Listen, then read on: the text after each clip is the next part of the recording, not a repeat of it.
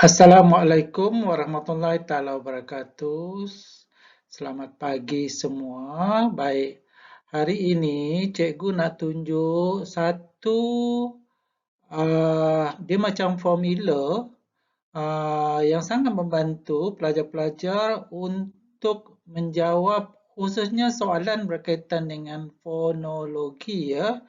Baik, apa yang tertera di sini ialah carta vokal. Jadi sebenarnya carta vokal ini perlu dihafal. Okey, sekarang kita lihat carta vokal ini. Okey, carta vokal ini terdiri daripada petanda-petanda seperti inilah, ada depan, tengah, belakang.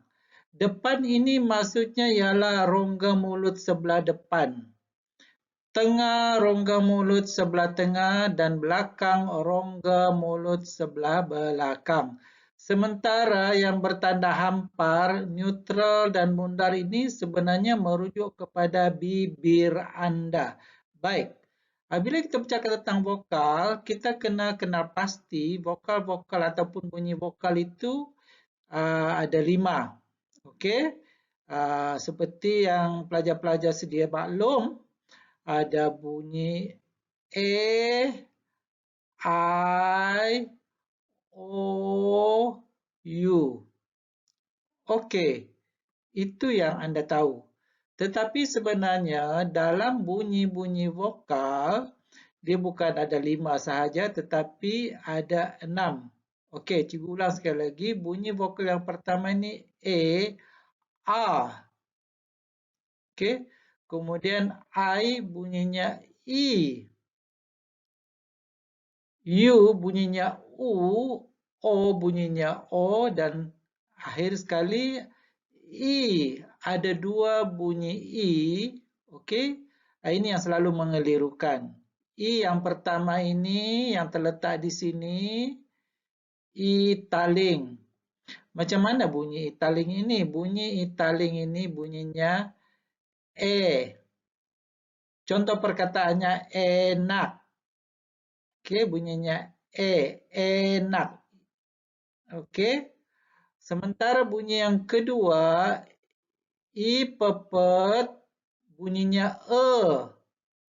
Emak, contohnya emak. Baik, kita berbalik kepada carta ini. Okey, carta ini perlu dihafal. Macam mana pelajar-pelajar nak hafal? Dengan mengadakan latihan berulang kali. Okey, dengan menghafal carta ini, pelajar akan dapat menjawab beberapa soalan peperiksaan yang berkaitan dengan vokal ini nanti. Baik, yang pertama, apabila dikatakan bunyi I kedudukannya terletak di depan. Okey, depan, rongga depan, tengok di bahagian ini saja. I ini maksudnya apabila lidah okey berada di atas, jadi rongga itu menjadi sempit, ini maksudnya sempit. I, sekarang cuba bunyikan I. Jadi lidah itu terletak di atas rongga mulut, jadi ruang rongga mulut itu menjadi sempit. Baik, sekarang bunyikan E. E. Okey. E, apabila kamu bunyikan E, ruang okey, lidah itu terletak di tengah-tengah rongga mulut. E. Okey. Jadi rongga mulut jadi separuh sempit.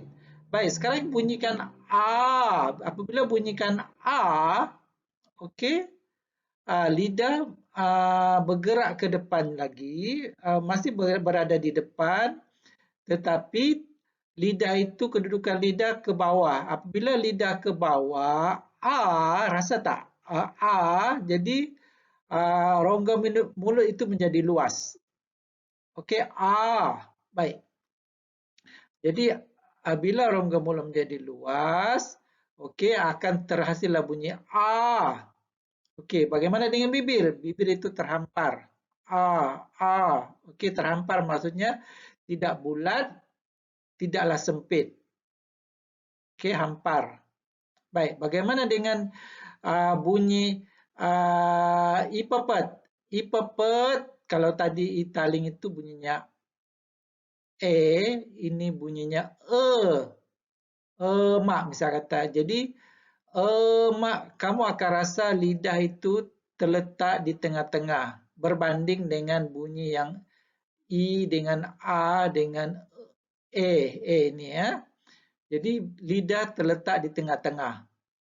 Okey? Baik. Bagaimana dengan bunyi u dan o? U, o. Jadi bila u, o, lidah terletak ke belakang. Okey, u lidah terletak ke belakang. Okey. Dan rongga mulut itu menjadi sempit. Okey. Berbanding dengan o, lidah terletak di tengah ataupun ke bawah sikit. O. Okey, lidah terbawa ke bawah sikit. Okey, tetapi di ke belakanglah, asal ke belakang. Rongga itu di belakang. Baik, bagaimana dengan bibir? Bibir itu jadi bundar. Okey. Jadi kesemua carta ini perlu dihafal sebab dalam soalan biasanya akan ditanya bagaimana bunyi-bunyi ataupun vokal itu dihasilkan. Misal kata bunyi O. Okey, bunyi O, lidah terletak di belakang. Okey, rongga mulut berada separuh sempit dan bibir berada pada kedudukan bundar. Okey, itu cara penerangannya. Baik, sekarang cuba kita perhatikan satu contoh soalan yang berkaitan dengan vokal. Soalan ini ialah soalan dari kertas peperiksaan lepas. Baik, berdasarkan kepada carta vokal ini sahaja sebenarnya anda boleh menjawab dengan tepat soalan ini. Baik, dengan syarat anda menghafallah. Hafal carta ini. Baik, kalau kita tengok situ, baik, soalannya yang manakah padanan yang betul antara jenis vokal dengan contoh perkataan yang mengandungi vokal tersebut. Baik, jenis vokal. Jenis vokal dia tidak bagi tahu apakah vokal itu, tetapi dia bagi tahu kedudukan-kedudukan berdasarkan carta yang anda telah hafal. Okey, yang tertera di sebelah kanan ini. Baik, dia kata vokal depan sempit. Vokal depan sempit itu di mana? Okey, vokal depan sempit itu ini kedudukannya ya. Okey. Yang ini. Vokal depan sempit. I ataupun E. Okey. Jadi contoh perkataan yang terdapat di situ ialah mana satu? Yang ada I. S lah. Senang saja kan? Baik, kemudian yang kedua dia kata vokal depan separuh sempit. Vokal masih lagi depan, vokal depan separuh sempit. Okey. Separuh sempit yang depan ini ada dua. Okey, ada E ya, tapi E apa? E pepet ke E taling? E taling. E taling bunyinya A. Okey. Jadi di mana ada A di sini? Jangan keliru, dia bukan mama. Dia tempe. A. Okey. Jadi mana yang sudah kita jawab tadi? Okey, kalau vokal sempit tu S. Kemudian kalau vokal depan separuh sempit itu di U ini. Okey. Jadi kita sudah dapat agak jawapannya. Kalau nombor 1 tadi di S ada I ya. Okey.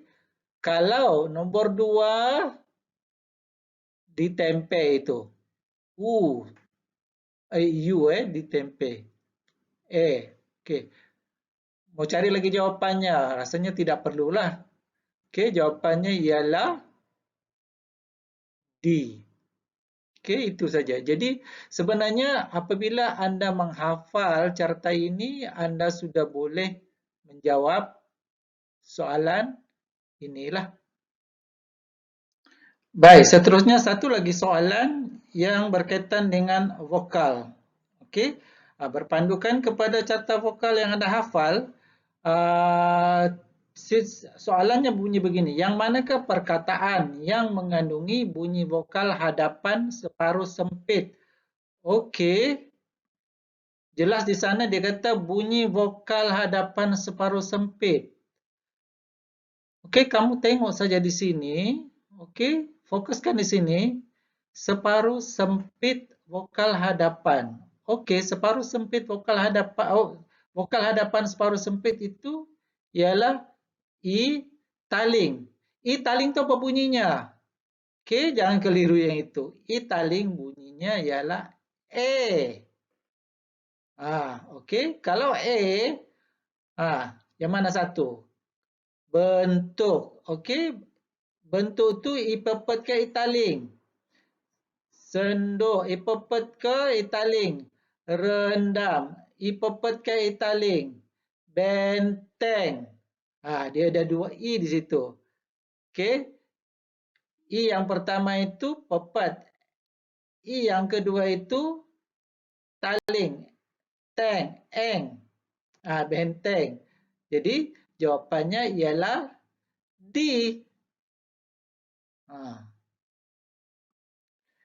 Okey, sekarang kita lihat satu lagi contoh soalan. Soalan ni agak rumit sedikit berbanding dengan soalan-soalan yang awal tadi.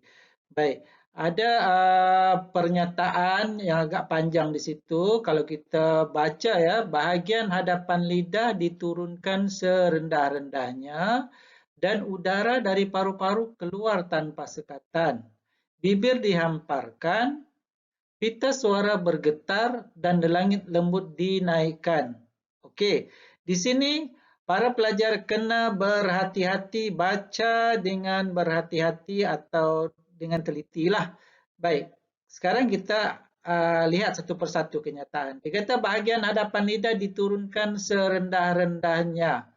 Okey, kita kena ingat, okey, apabila lidah diturunkan serendah-rendahnya, okey, seperti mana yang cikgu maklumkan lebih awal, uh, ini ialah rongga mulut. Okey. Jadi yang menentukan sempit, separuh sempit dan luas ini sebenarnya kedudukan lidah. Kalau lidah kamu terletak di atas, okey, rongga itu akan jadi sempit. Kalau turun ke bawah lagi, lidah kamu ke bawah lagi, jadi rongga itu separuh sempit. Bagaimana kalau lidah paling bawah? Lidah kedudukannya paling bawah, paling rendah, jadi rongga mulut itu akan jadi luas. Itu maksudnya. Baik, dia kata bahagian hadapan lidah diturunkan serendah-rendahnya. Bila lidah diturunkan serendah-rendahnya, akan terhasillah bunyi A ataupun A itu tadi. Okey, pegang itu dulu. Okey, kemudian dia kata udara dari paru-paru keluar tanpa sekatan. Baik, udara dari paru-paru keluar tanpa sekatan ini jelas bahawa ini adalah ciri-ciri penghasilan vokal. Okey, jadi kita mau vokal sahaja, bukan konsonan, bukan diftong. Okey, vokal sahaja. Okey, tapi semua pun vokal di sini ya. Baik, bibir dihamparkan. Okey, bibir dihamparkan, nampak ini.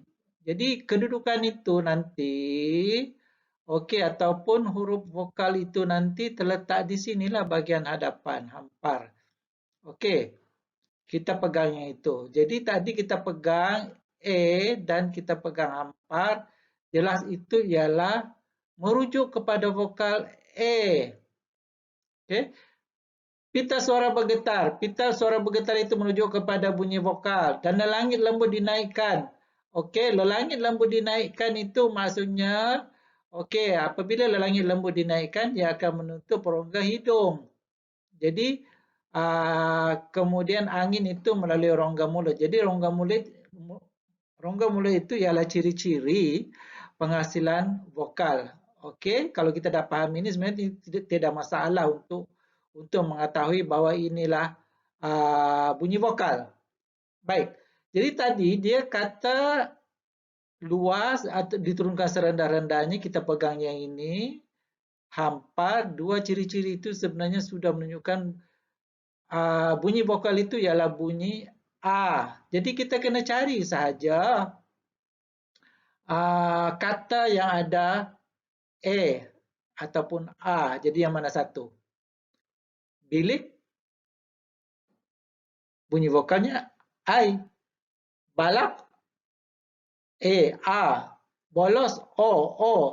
Bulu, U, U. Jadi jawapannya ialah B. Mudah sahaja. Yang penting kuasai dan hafal carta vokal ini.